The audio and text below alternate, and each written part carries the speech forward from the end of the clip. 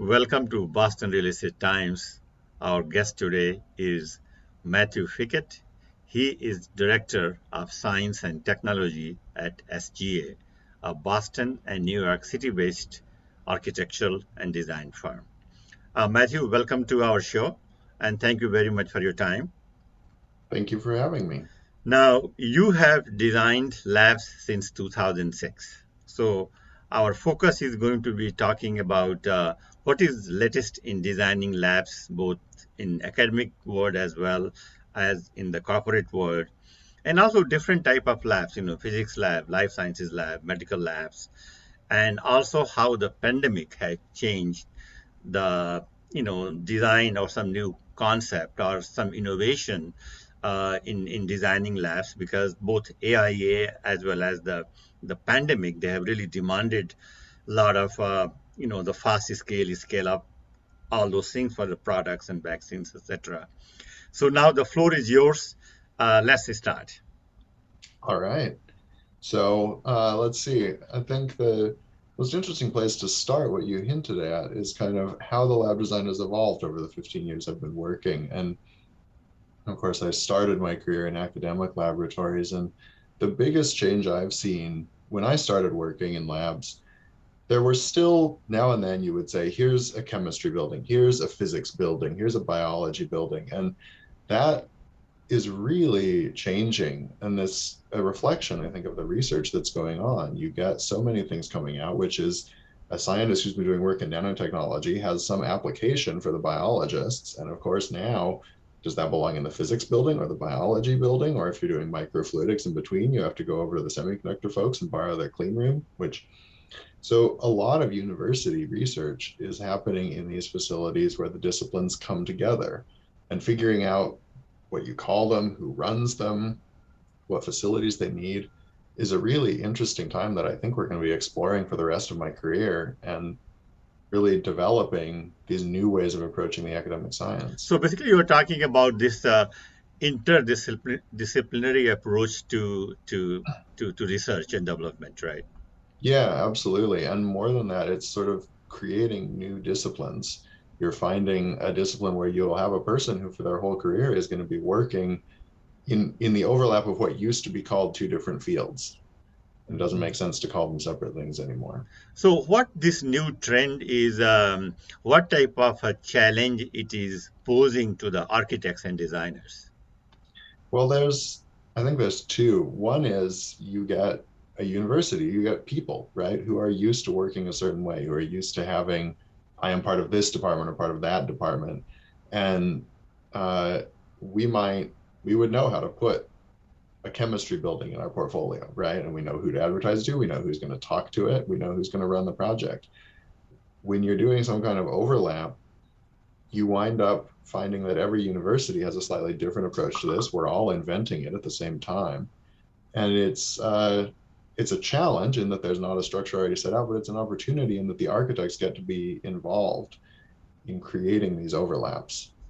In the sorry, just No, the go second ahead. half of that, the building itself is interesting, right? Because we're inventing new types of laboratories that suit this new mixed mode of research. Same kind of things. So now you have designed labs at, I think, one of the top universities in the United States, and from Harvard to go anywhere. And how you have seen, is there any particular approach or style for each university, or as far as the lab comes, there are some basic common themes throughout? There are certainly basic common things, and this is a place where I see a tie-in between the academic and the commercial world. As people are recognizing this changing, merging kind of research world that I'm talking about, there's been a big emphasis on flexibility, and I've seen that. You mentioned Harvard. I worked on the stem cell research building at Harvard, and the firm I was with had done the building back in the 70s, and at the time it was a great groundbreaking building. Everything was fixed, everything was built in, everything was a lab in a room with a bench built to the wall. And what we're replacing it with is you have some support functions in closed rooms, but everything else is movable, adjustable casework, which doesn't sound revolutionary to anyone working in the industry now, because that's what we do. Everything the only thing you can plan for is change. And that goes for the commercial world too. We don't know whether it's going to be bench based or equipment based, or you're going to need to shift everything over and make a clean room in the space. So everything has to be as adaptable as we can be in academic and commercial worlds.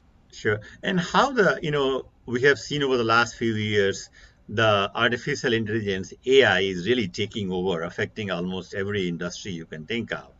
And I think its impact is also seen in the lab as well, because, as everything being digitalized and computerized.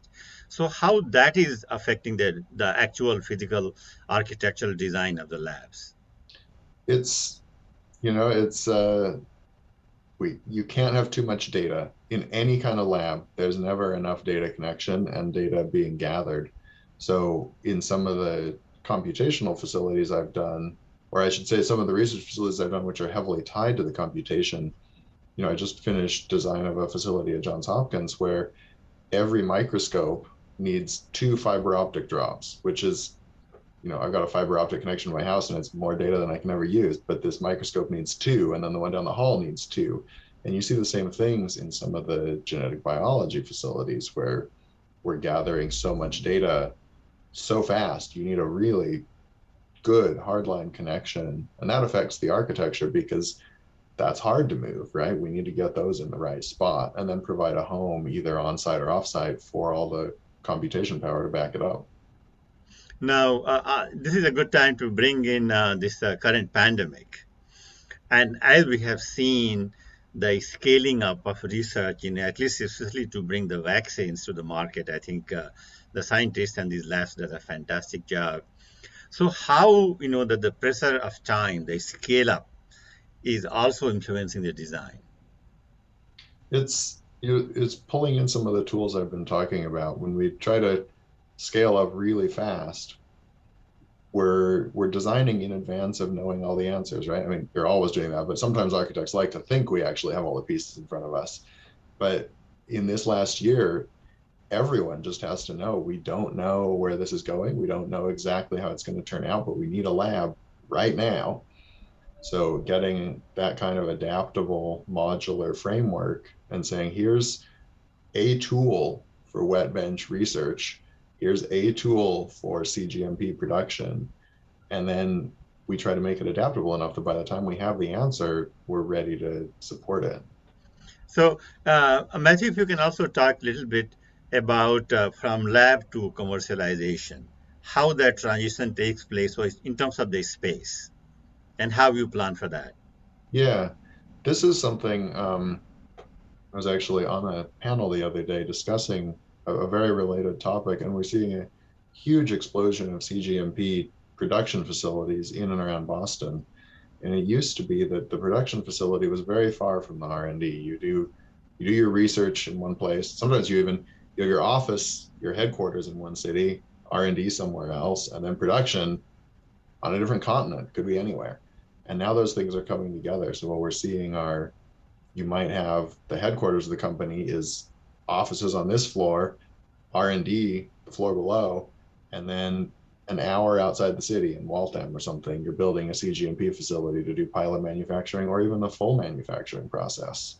So it's really compressing the separation between those things. Okay. And now, what about if you can also talk a little bit about the different type of labs? Like you can talk about the physics lab or life sciences lab or medical lab, and what are the similarities and differences, and how the architects are approaching today in designing these type of labs. Well, I think I'll go a little different than you're asking because I Okay. think there's an interesting point here. There's a lot. I've been talking a lot about the bench space for all these laboratories, right? But there's a growing trend that there's some really sophisticated equipment backing it up. I mentioned the microscopy facility at Johns Hopkins, and there's a lot of that going on. But you get an increasingly large number, I want to say, types of research, types of science, which need some really tricky piece of equipment, and it needs its own room, and it sometimes needs magnetic shielding and vibration isolation and all this stuff. And that is a really interesting and growing challenge because you might spend $1 million on one of these rooms and you don't want to have to renovate it in 5 years. You want this to last for decades. So that's where it's really helpful to have someone with a sense of where it's going. So I can say, for example, in electron microscopy, right? If I had, thinking back to some of the suites I designed 10 years ago, those rooms, magnetic shielding is always going to be valuable. You get that plate in the walls and it's always good. Height, the instruments are only getting taller. They're getting more and more aberration correction or cryogenic jackets or something interesting happening.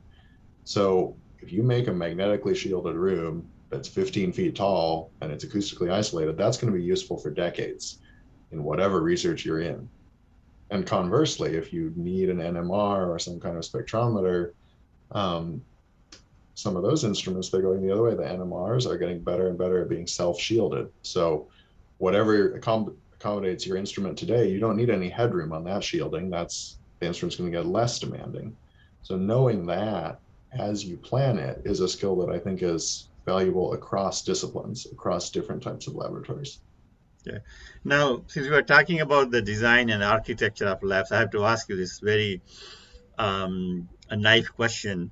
Now, Yeah. we, those who do not work in the labs, we have this, the imaginary world of labs. There are a lot of pipes and tubes and chemicals and the equipment, etc. And so, how is exactly the lab? And also today, in the context of, because people's with the technology, the lifestyle is changing, the work environment is changing.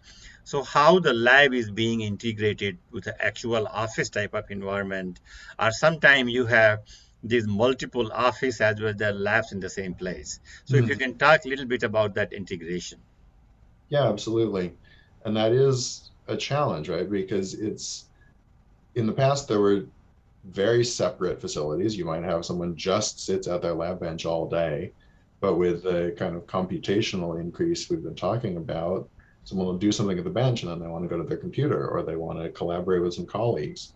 And some of that, as we're trying to make more and more secure and sterile laboratories, it's not compatible. You can't eat lunch at the lab bench. You can't sit down and just chat with your colleagues when you're wearing a biohazard suit. So trying to design a building where you get laboratory and office as close to each other as you can and work really hard on the architectural tricks. Sometimes it's as simple as a glass wall. Sometimes it's really complicated to try to arrange them next to each other and still meet all the scientific requirements. But I think physical proximity and visual proximity are the real keys to keep the lab from being so isolated from the office space.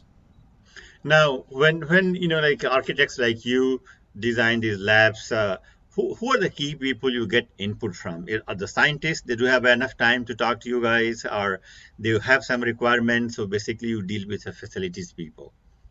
Ideally, both, because they want Hmm. different things, right? And it's important on both ends. I think that one of the real joys I have in my job is that I get to go talk to phenomenal scientists and ask them all kinds of questions about what they do. And I get to interview them like this, right? But for hours, for Sure. days, and Hmm. it's tons of fun. But the other end of it is talking to the people kind of higher up in the organization. And when I was working on a project at Fermilab recently, we were talking to the leadership of the facility, and they said, okay, we got the money from Congress for this building, and one of the mission statements we sold on it is that we could use this to show off the research we're doing. We could teach people, we could educate people, we could inspire people. So like we have a mandate from Congress to make the building show off the science and make it accessible. Sure.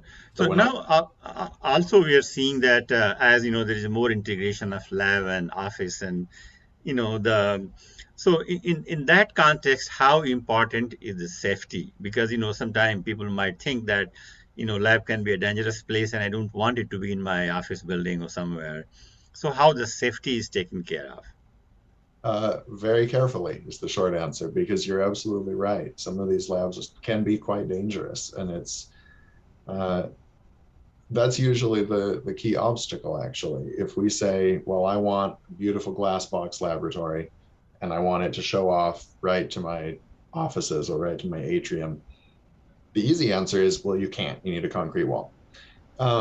And I think that's sort of a cop out because if you think about it creatively and carefully, you can usually find a way. I'll use an example. At Vanderbilt University, I was doing a clean room, and the team decided we really wanted to show off this clean room, which uses explosive gases, to the atrium of the building. And we have it's a very carefully designed glass wall with a rolling shutter that can come down very quickly if anything happens, with really good sensors in the clean room to make, alert if there's any leak. And that trade-off took a lot of time on the design team side to figure out how to do it safely and well. But in the end, it's worth it, right? For that connection we're talking about. Okay. No, also the labs consume a lot of energy. And how the green design and energy is playing a role, and are your clients really demanding the focus on energy saving and energy conservation, and how Yeah, you are dealing with that?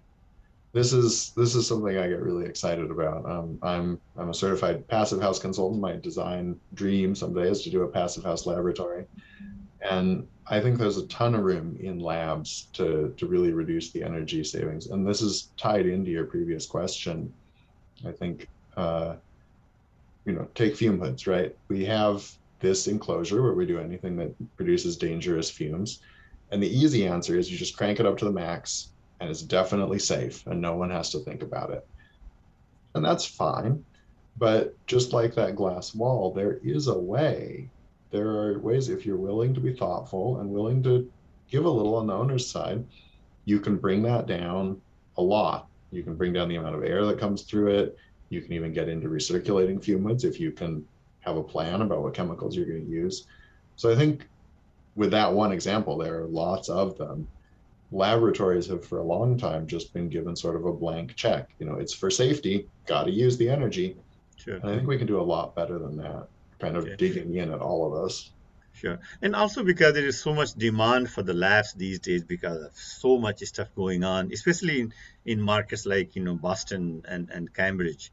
Mm-hmm. Um, some people have also floated the idea about pre-built labs. Actually, it has been also, this idea has come out from SGA. So how realistic is pre-built labs, and is there any demand? Are people are really interested in pre-built labs? It is very realistic. We are doing some right now. Hmm.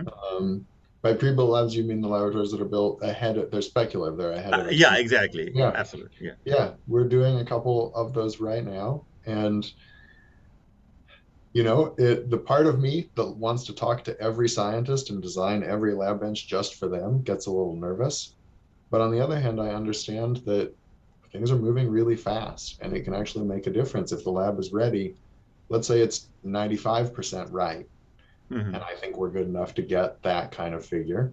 Hmm. Then we've saved 95% of the construction schedule, right? Maybe we Sure. have to take out a couple benches or we need to add one wall. I think that's absolutely viable, especially in the fast moving kind of pharma research market. Sure. Hmm. Excellent. Now, as we come towards the end of the interview, your last word on lab design today and tomorrow. Oh, wow. Um, well, I think it's really comes down to that adaptability I've been talking about because it's just changing faster and faster in the academic setting and the research settings for commercial products. The best we can do for the world we're in, for sustainability, for the science, is make a building that is as easily and efficiently adaptable to changes as we can. Thank you. Matthew, thank you so much for your time. Really appreciate it. Yeah, thank you. This was Sure. great.